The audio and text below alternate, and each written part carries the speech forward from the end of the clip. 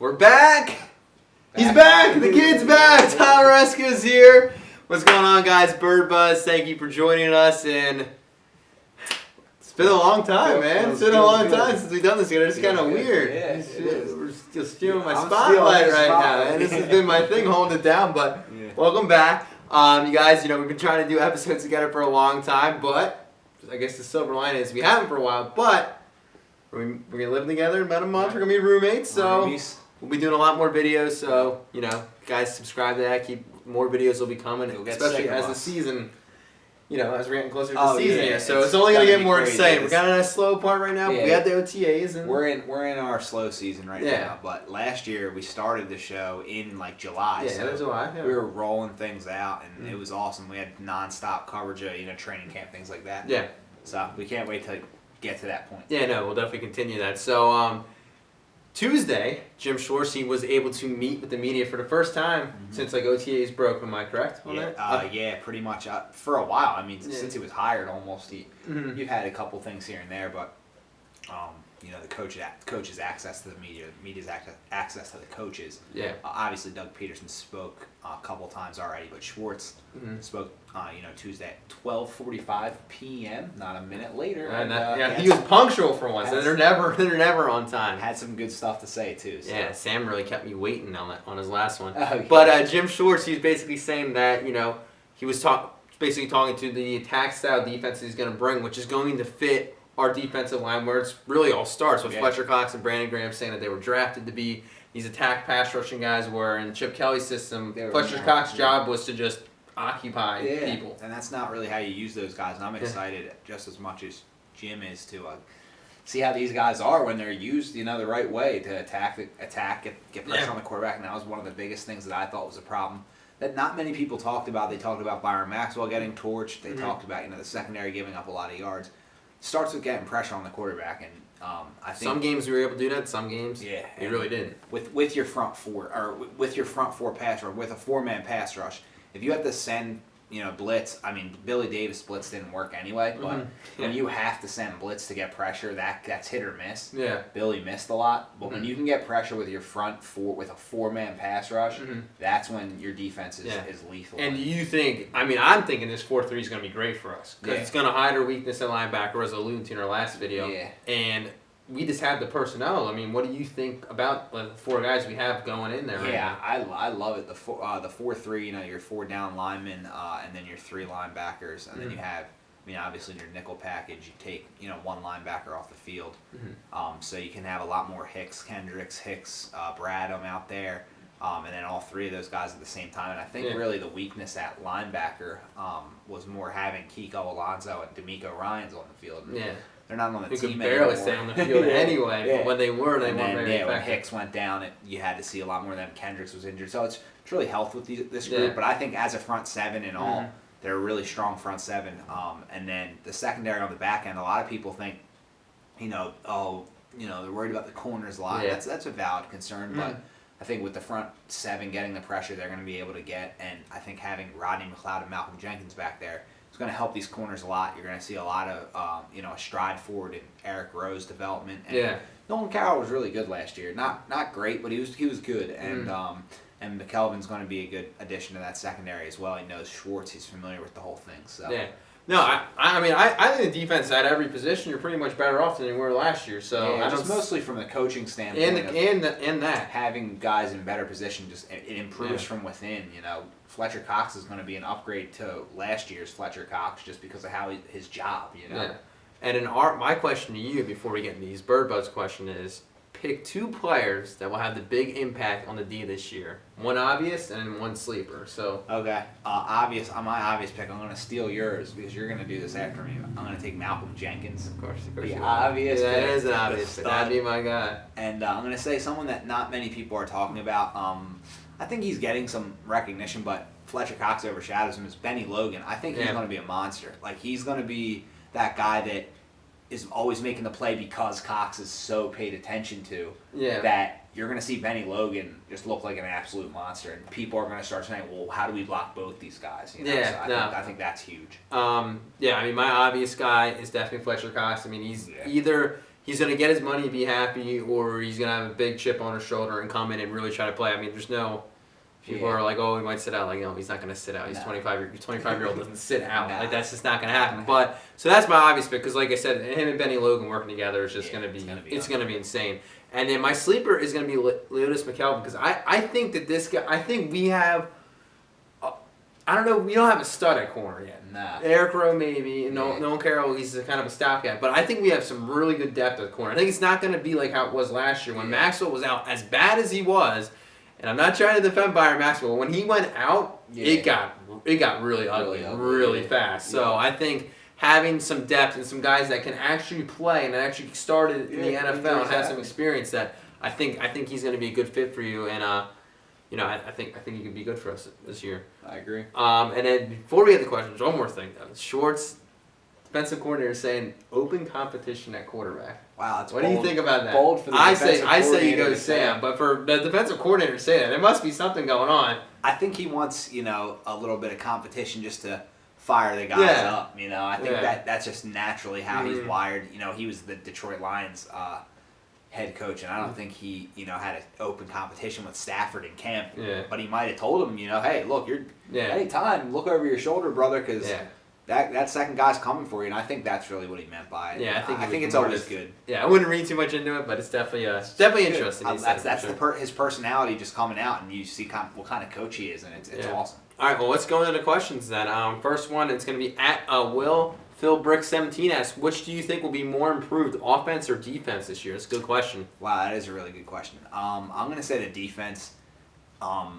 They started out really well last year. I just think that their coaching and the players they have will allow them to. If the offense had some guys that were further along, I think it's more of a developmental year for a lot of the offensive playmakers. And I think they will have, guys will emerge and break out. But I think the defense is really ready to be the anchor that this team needed. They just needed that leader like a Jim Schwartz, and they needed a couple more pieces. And I think getting McLeod, putting Benny Logan and Cox in the 4-3, Vinny Curry, Brandon Graham and Barwin, and then you got some depth guys like Leodis McKelvin, Ron Brooks.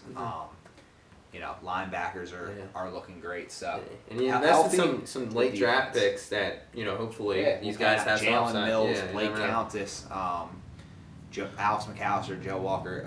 There's a lot of guys there. I'm hoping the defense can take that huge step and be a top 5. And I like the optimism from Will. Basically, which can be more improved, because I do think both are going to improve, but I do side with you that the defense will be a little more improved. Next question, at _ Jonathan James asks, Wentz outplayed. If Wentz outplayed Bradford and Daniel, do you think we can potentially see Wentz start over Sam and Sam be our secondary QB? I think, like I said in my article, did I say it in my article? You read so many. I know. I don't even remember. I know. No, I did. I did say it. Why Wentz is best left on the bench in 2016. That one. Okay. Inside the Eagles. I think Sam Bradford is I know we're both Sam Bradford fans, but he is somewhat of a crash test dummy. Yeah. You have to see what you have before you throw. You put all your chips in your rookie's basket. You have to see what you have on offense. So Sam's going to get hit. There's going to be things where they're working the offensive line out. The receivers still have to work out more. So he's in there while this offense gets better. And that's what I think when Wentz comes in, it'll be more of a finished product than this experimental product. So I think that Sam playing quarterback goes a little deeper than who's really actually more talented. And I do think Sam right now is mentally farther along than either of the other quarterbacks. Yeah, and I like what you said about the crash test, Tommy, because the thing is, you had the Browns that have just had that quarterback graveyard essentially, but not that they drafted well at quarterback position, Browns, but they are so far away from having a quarterback. If they have a good quarterback, they're still so far away from actually competing that you really do need to see where you have as a team. I like what the Eagles did in getting Carson Wentz, because we didn't tear down everything to get this guy. He's coming into a decent team. He's not coming in with the Browns and inheriting this bad team. So that's what you kind of have to see what you have. Exactly. Get him better for when Wentz does come in, and you got it all. Exactly. Right away. At Carlos _Rado 2 asks, do you feel like the Eagles will look for any veterans to pick up before the start of mandatory practice? If so, who? That was something we were actually talking about on Twitter. the other day. Not me and him. I mean, like, we as in me and Eagles Twitter, I guess. Everyone. Jari Evans was a name mentioned. Is he still out there? He is. Really? Yeah. There was another name mentioned. We were talking about. Someone said something about Arian Foster, and I don't think we're gonna pick up anyone unless someone gets hurt in camp. But I think if anyone, Jari Evans wouldn't be bad to add as like a veteran guard. Just start him right away and just like have guys develop behind him. Like Sam Malu could learn a lot from a guy like that, and even our Big V, that other young tackle we have, and even like guys like I think it's Steven, but it's spelled like Stefan. Wisniewski. I just call him Wiz. He could learn from a guy like Evans. So if anyone, I'd love that like last cry offensive lineman. If you could get him in on a 1-year deal. Just so we can compete this year. You know, the team will be better off with, you know, a guy like that. And it's like him and Peters would just go at like their last send-off kind of deal. Yeah, well, there's definitely doesn't appear to be a market for him, so that would be nice. At Nate Dorley asks, if Ryan Mathews gets hurt, when do you see... Who do you see getting the most carries this year? So if Ryan Mathews goes hurt, which everyone seems not much optimism on Birdbuzz with Ryan Mathews. Oh, I didn't even realize last question was Carlos Rodriguez. Yeah, he was the one I was talking to about on Twitter, and he actually said Jari Evans, so I actually want to give him a shout out for that. Thanks, Carlos. And I agree with you, Jari Evans, but Arian Foster, not he didn't say it was someone else that said Arian Foster. But anyway, Nate's question. Ryan Mathews gets hurt. Who do you see getting the most carries? I'd say it would be.